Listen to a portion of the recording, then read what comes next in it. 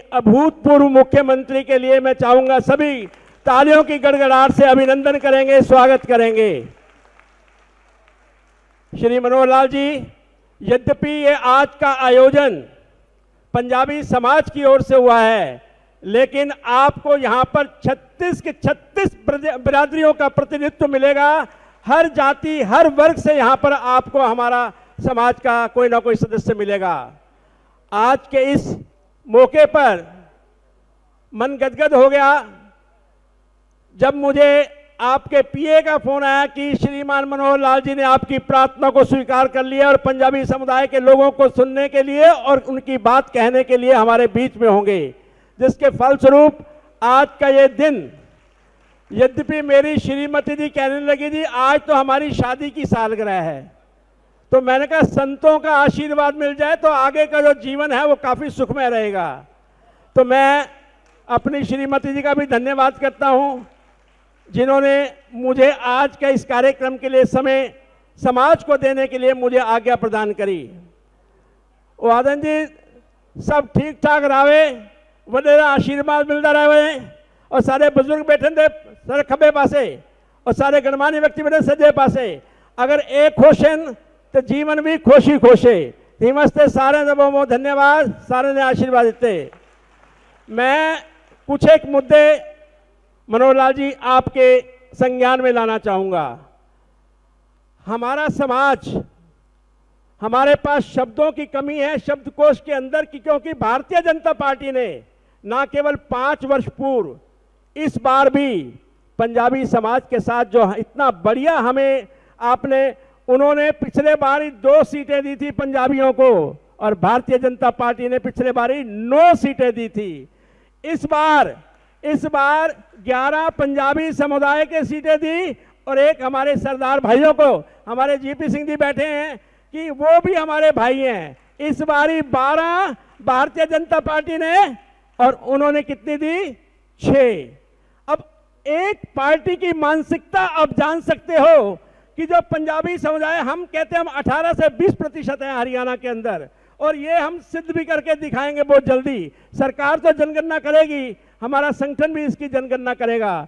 तो इसलिए सर्वप्रथम पंजाबी समाज की ओर से श्रीमान मनोहर लाल जी का, भारतीय जनता पार्टी का, माननीय प्रधानमंत्री महोदय का और श्री मोहन लाल बोहरी का, श्री जेपी नड्डा जी का हम आभार प्रकट करते हैं, जिन्होंने हमें ये मान और सम्मान दिया है। निसंदेह गुरुग्राम के अंदर भी ये आशा की जा रही थी, लेकिन कई बारी पार्टी की कुछ मजबूरियां होती हैं, तो इसलिए हमें कोई शिकवा नहीं, कोई शिकायत नहीं। जो आपने किया, कहते हैं हुई है वही जो राम रचि राखा। भगवान कहते हैं मैं सब कुछ जानता हूं, क्या करूंगा और क्या होगा, मगर होगा वही जिसमें तुम्हारा ही भला होगा। मैं यदि चाहूं नहीं तो ज्ञान मिल सकता नहीं, मेरी इच्छा के बिना पत्ता भी हिल सकता नहीं। हो सकता है ईश्वर को कुछ और मंजूर हो, वो क्या मंजूर होगा वो आपको भी पता है, श्री मनोहर लाल जी को भी पता है और हमारे संगठन को भी पता है।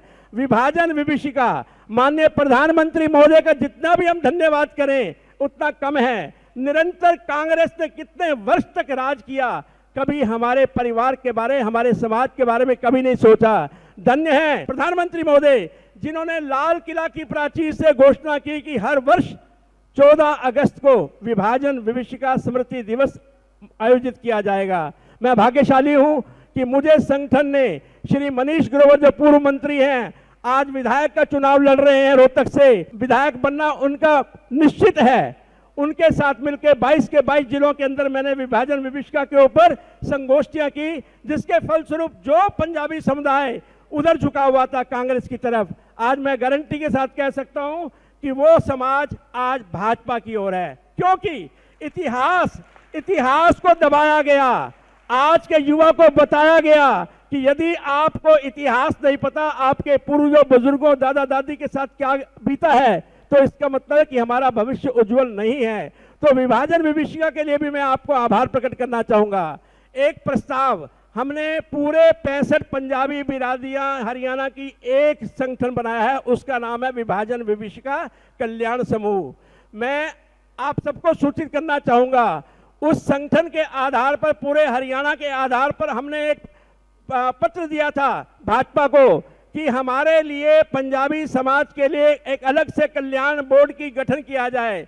धन्य है भारतीय जनता पार्टी, इन्होंने क्या किया, इन्होंने 36 बिरादरियों के लिए अलग अलग कल्याण बोर्ड बनाने की अपने घोषणा पत्र, संकल्प पत्र के अंदर घोषणा कर दी। यानी कि हमारी प्रार्थना को भी इन्होंने स्वीकार किया।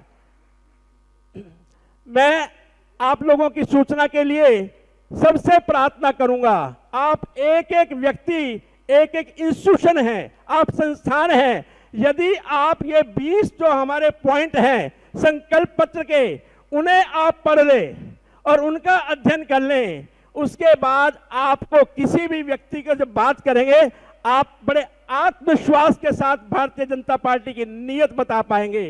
वो बोलते हैं 300 यूनिट जो बिजली फ्री देंगे, उनसे पूछो हमारे हिमाचल के अंदर मेरी अपनी कई फैक्ट्रियां हैं, वहां पैसे देकर के भी हमें बिजली नहीं मिलती है, तो फ्री कैसे दे देंगे।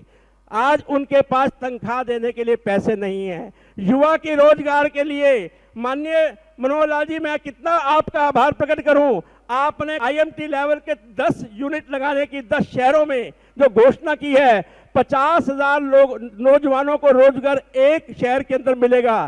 5 लाख पूरे हरियाणा में, 5 लाख को आप छात्रवृत्ति देंगे ताकि उन्हें रोजगार मिल सके, 2 लाख को आप सरकारी पक्की नौकरी देने की घोषणा कर चुके हैं। इस प्रकार हमारे जितने भी अग्निवीर हैं उन्हें भी आश्वासन दिया गया कि उन्हें पक्की नौकरी मिलेगी। तो किसानों के लिए एक पहला हमारा प्रदेश है जिन्होंने हमारे सब फसलों के लिए MSP की घोषणा की। तो महिलाओं का ध्यान रखा, गैस के सिलेंडर के नाते, युवाओं का ध्यान रखा, किसानों का ध्यान रखा और वंचित समाज का ध्यान रखा। कोई भेद नहीं, कोई क्षेत्रवाद नहीं, कोई वर्गवाद नहीं, कोई जातिवाद नहीं। ये है पारदर्शी सरकार, पारदर्शी पार्टी। तो मुझे तो बोलने के लिए बहुत कुछ था, लेकिन मैंने आज सवेरे श्री मनोहर लाल जी से जब फोन पे बात की तो उन्होंने बोला सीकरी जी, मेरे आने के बाद मात्र आप जिला अध्यक्ष, भाग्यशालियों की जिला अध्यक्ष जी बोल के जा चुके हैं और कल उसके बाद सिर्फ मैं ही बोलूंगा। हम चाहते हैं कि हम सुने, क्योंकि इनके पास जो खजाना है, जो कल्याणकारी योजनाएं इनके मन में चलती रहती हैं। कहते हैं तन से तो कोई भी प्राणी सुर असुर न माना जाता है, आचरण से देवता और निश्चर पहचाना जाता है। इस प्रकार के देवतुल्य श्री मनोहर लाल जी अंतिम बात कह करके राहुल बाबा क्या कहते हैं कि राम मंदिर की प्राण प्रतिष्ठा के टाइम में नाच गान हुआ था।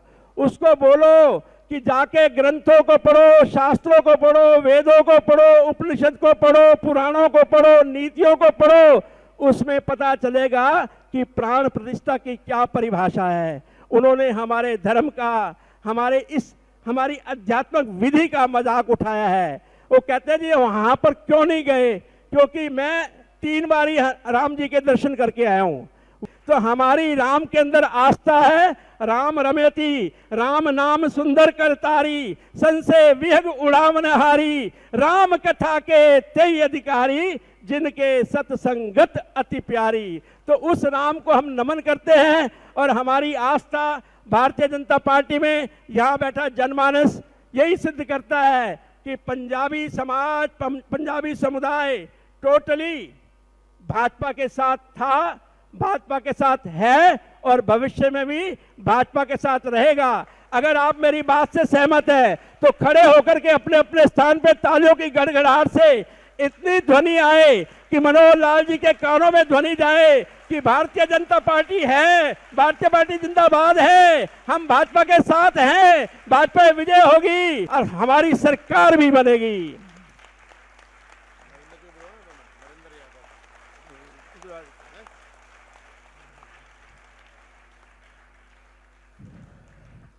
बहुत बहुत धन्यवाद। मुझे लगता है कि श्रीमान मनोहर लाल जी के हृदय में आपके जो आवाज़ की गुंजन है, वो ध्वनि कहीं ना कहीं घर कर गई होगी और आज जब जाएंगे वापस घर की ओर तो बड़े आत्मविश्वास के साथ कि गुरुग्राम की सीट तो पक्की हो चुकी है, क्योंकि यहाँ पर ऐसे ऐसे मंच पर चाहे अरविंद कोहली हो, गार्गी बहन हो, हमारे समाज के जितने भी पंजाबी नेता हैं सब कर्मठता से लगे हुए हैं, लगे रहेंगे। गुड़गांव के प्रत्याशी, बल्कि एक बैठक के तो अंदर सबने घोषित कर दिया कि मुकेश पहलवान को आप विधायक कहा करो, ताकि उसको सुनने का अभ्यास हो जाए। तो हमारे पूरे गुड़गांव के प्रति जिसके मन के अंदर, दिल के अंदर धड़कन उसकी है विकास की, क्योंकि मुकेश जब भी बात करता है या अध्यात्म की करता है या विकास की करता है। इस प्रकार का प्रत्याशी जो कर्मठ भी है, जो मेहनती भी है, जिसमें लगन भी है, जिसमें कहते हैं आग है काम करने की, इस प्रकार का उम्मीदवार हमारे बीच में है। मुझे उस दिन भी मौका मिला, मैं दो बातें कहूंगा मुकेश भाई। मैंने कहा था आयुष्मान भव, दीर्घायु भव, यशस्वी भव, तेजस्वी भव, विजयी भव, और आपकी श्रीमती को सुहागवती भव। ये आशीर्वाद मिला है आपको, क्योंकि नवीन जी पीछे बैठे हैं, मनोहर लाल जी के पीए, पता नहीं हर बार पूछते हैं मुकेश की जीत का क्या हुआ। मैंने बोला भैया वो जीत चुका है। ये आज का जो आयोजन है, किसी ने मुझे कहा कि आपको बाद में करना चाहिए था, सेलिब्रेशन करनी चाहिए थी। मैंने बोला ये प्रिलिमिनरी एक आपस में मेल मिलाप है, इसकी जो सेलिब्रेशन है इससे भव्य होगी, इससे दिव्य होगी।